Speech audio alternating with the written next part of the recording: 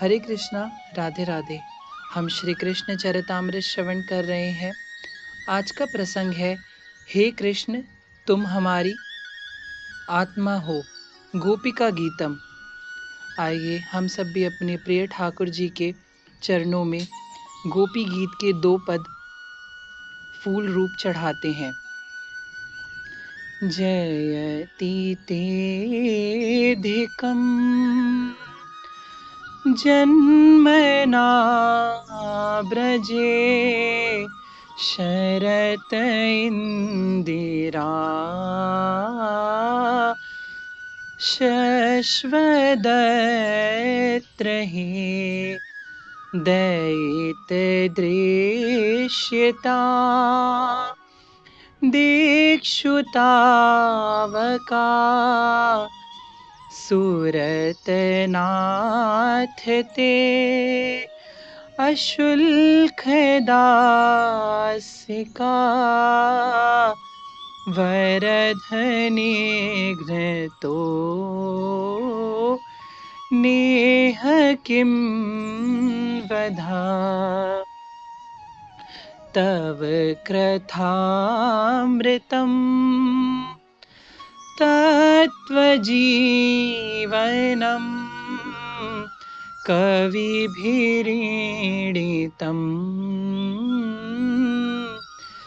कल्मषाशहम् श्रवणमङ्गलम् श्रीमदात्मतम्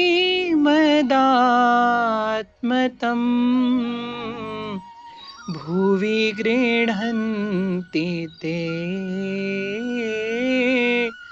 भूरिदा जना।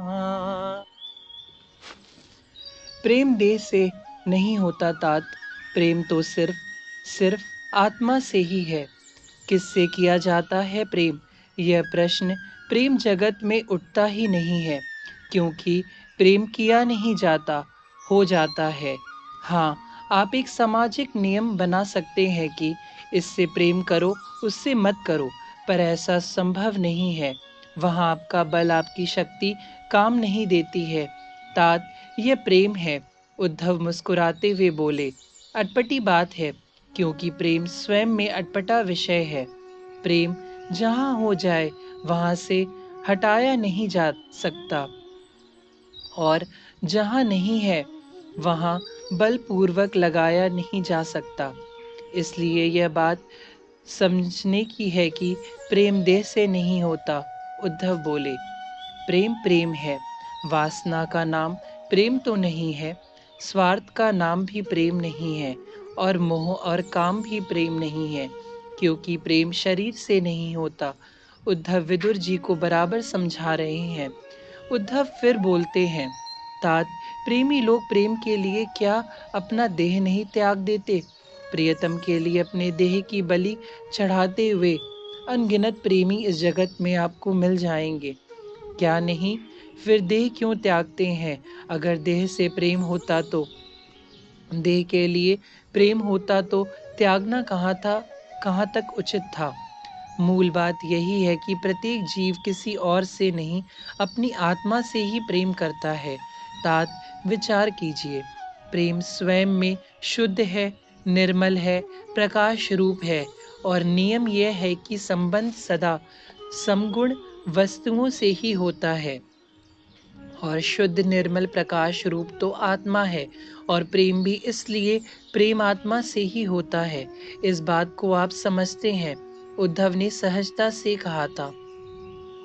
सर्वथा विरोधी धर्म वाली वस्तुओं से कभी संबंध हुआ नहीं करता।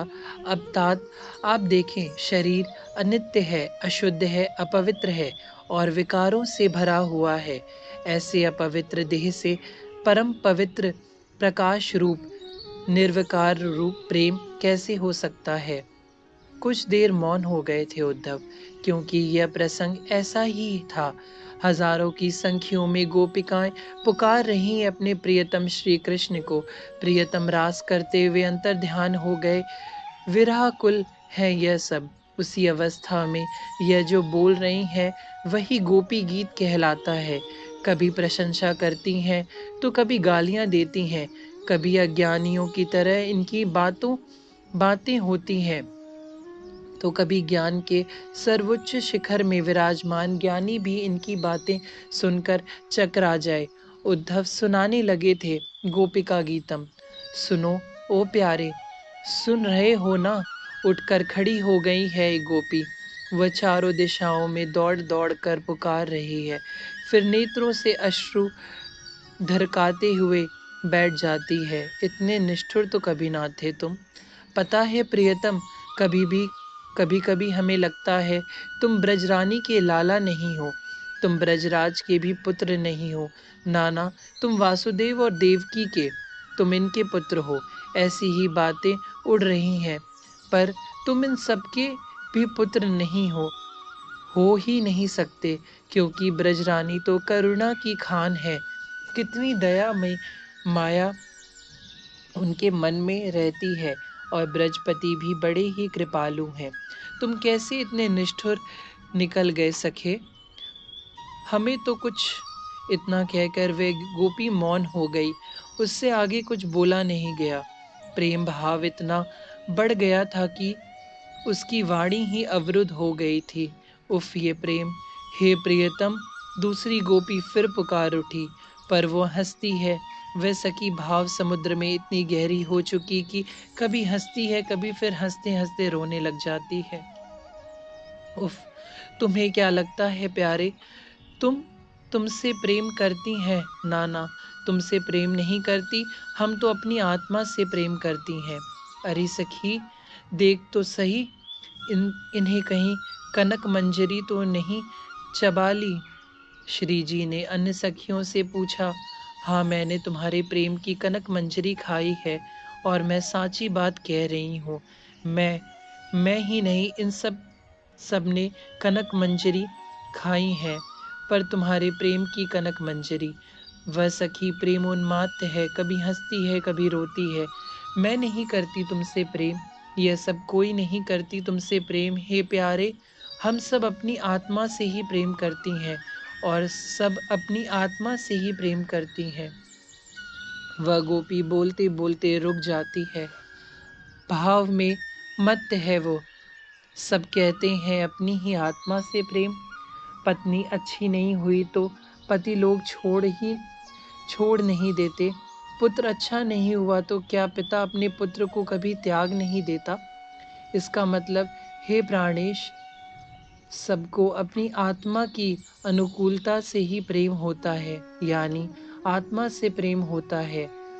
फिर क्यों बावरी हुई जा रही है अपनी आत्मा से ही प्रेम कर?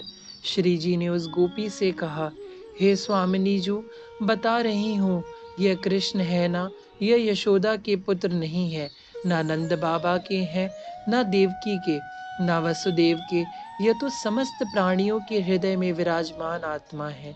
हाँ, यही है जो चराचर जगत में है, और सबके अंदर भी है और बाहर भी, यानी आत्मा श्री कृष्ण है। हम क्या गलत कह रही हैं? अपनी आत्मा से ही तो प्रेम कर रही हैं। यह कहते हुए वह गोपी फिर हंसने लगी। हंसते हुए फिर उसका रुदन शुरू हो गया था। वह दहाड़ मारकर धरती पे गिर गई। अब तो आ जाओ प्यारे, वह यही कह रही थी। अखिल देहिना रात में तर्क। हरे कृष्णा, राधे राधे।